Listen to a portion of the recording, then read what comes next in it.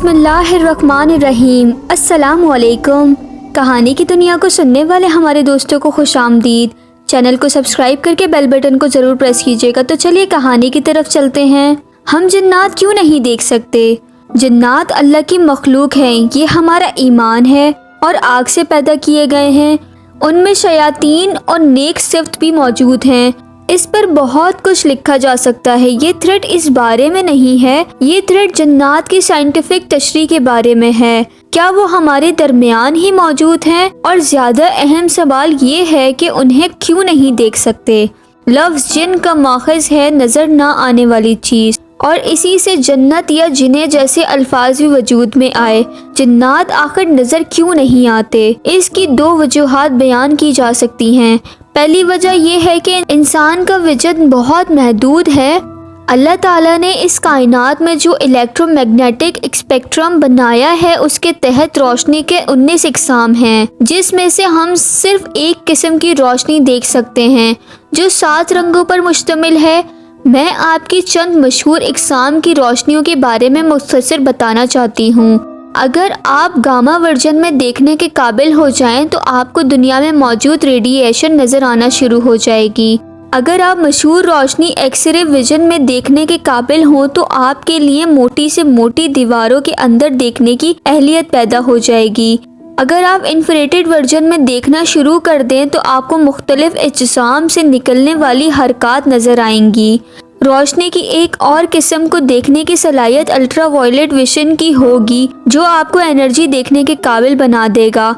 इसके अलावा microwave vision और रेडियो वेव विजन जैसी कुल मिलाकर 19 इकसाम की रोशनियों में देखने की सलाहियत में सुपर पावर महसूस होने लगती है। कायनात में पाए जाने वाली तमाम चीज़ों को अगर 1 मीटर के अंदर समो दिया जाए तो इंसानी आँख सिर्फ 300 नैनोमीटर के अंदर मौजूद चीज़ों को देख पाएगी, जिसका आसान अल्फाज में मतलब है कि हम कायनात का सिर्फ 0.00000003% हिस्सा ही देख सकते हैं।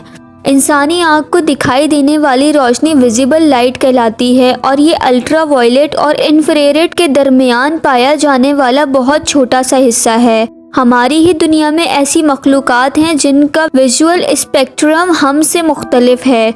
जानवर सांप वो जानवर हैं जो इंफ्रारेड में देख सकते हैं, ऐसे ही शहद की मक्खी अल्ट्रा वायलेट में देख सकती है।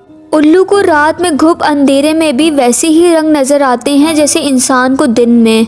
अमेरिकन कुक नामी परिंदा एक ही वक्त में 180 डिग्री का मंजर देख सकता है, जबकि घरेलू बकरी 320 डिग्री तक का व्यू देख सकती है।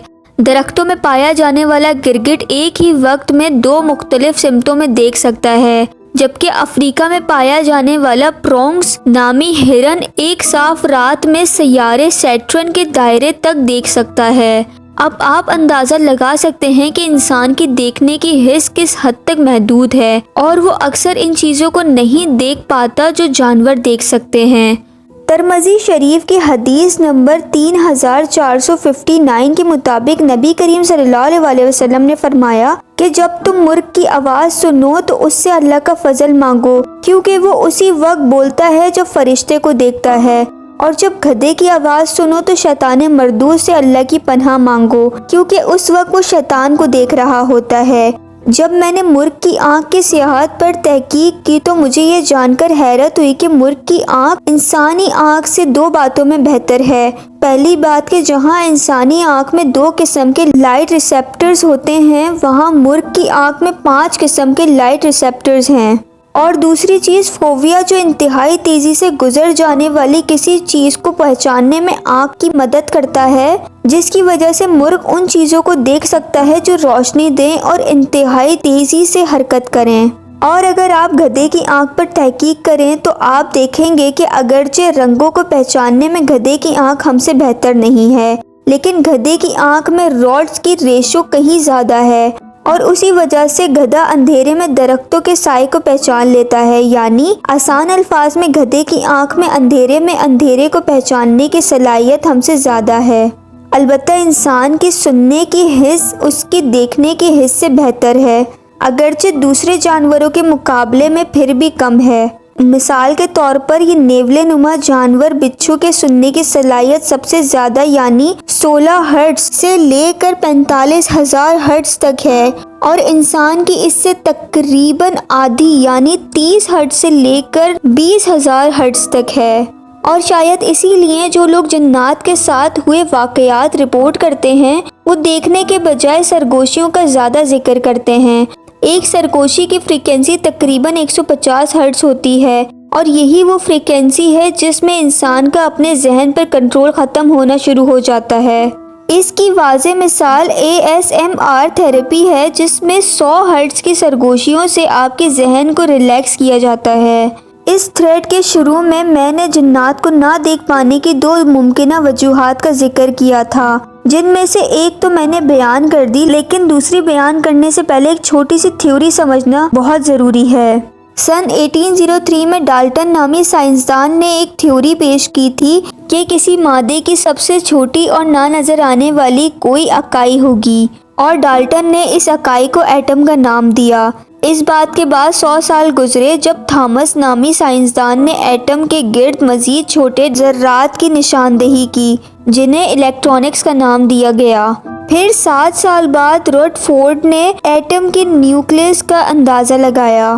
صرف 2 سال بعد بوہر نامی سائنسدان نے بتایا کہ الیکٹرانکس ایٹم کے گرد گھومتے ہیں، اور 10 سال بعد 1926 میں شارڈینگر نامی سائنسدان نے ایٹم کے اندر میں مختلف اقسام کی انرجی کے بادلوں کو دریافت کیا۔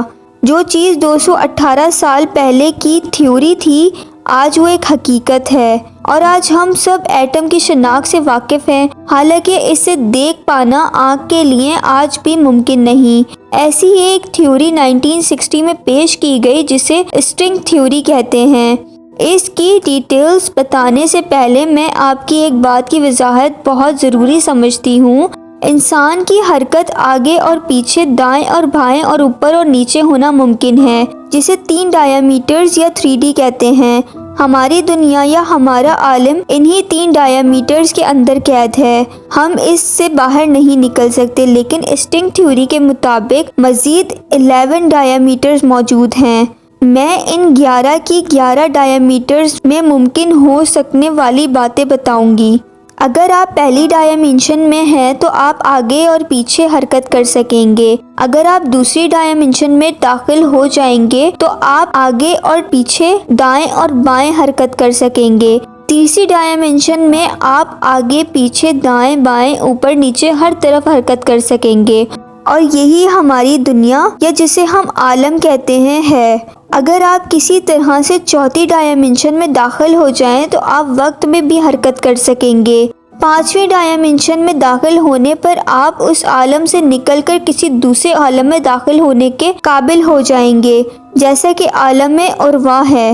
6ٹھی ڈائمینشن میں آپ 2 یا 2 سے زیادہ عالموں میں حرکت کرنے کے قابل ہو جائیں گے، اور میرے ذہن میں عالم اسباب کے ساتھ عالم ارواح اور عالم برزخ کا نام آتا ہے۔ 7ویں ڈائمینشن آپ کو اس قابل بنا دے گی کہ اس عالم میں بھی جا سکیں گے جو کائنات کی تخلیق سے پہلے یعنی بگ بینگ سے پہلے کا تھا۔ 8ویں ڈائمینشن آپ کو تحقیق سے پہلے کے بھی مختلف عالموں میں لے جانے کے قابل ہوگی۔ 9ویں ڈائمینشن ایسے عالموں کے سیٹ ہوگا جس میں سے ہر عالم میں فزکس کے قوانین ایک دوسرے سے مکمل مختلف ہوں گے۔ ممکن ہے کہ وہاں کا ایک دن ہمارے 50,000 سال کے برابر ہو۔ آخری اور 10ویں ڈائمینشن، اس میں آپ جو بھی تصور کر سکتے ہیں، جو بھی آپ سوچ سکتے ہیں، اور جو بھی آپ کے خیال میں گزر سکتا ہے، اس ڈائمینشن میں وہ سب کچھ ممکن ہوگا۔ اور میری ذاتی رائے کے مطابق جنت شاید اس ڈائمینشن سے بھی ایک درجے آگے کی جگہ ہے، کیونکہ حدیث قدسی میں آتا ہے کہ جنت میں میرے بندے کو وہ کچھ میسر ہوگا جس کے بارے میں نہ صرف کبھی اس کی آنکھ نے دیکھا، نہ کبھی کسی کان نے اس کے بارے میں سنا، اور نہ کبھی کسی دل نے اس کا خیال کیا۔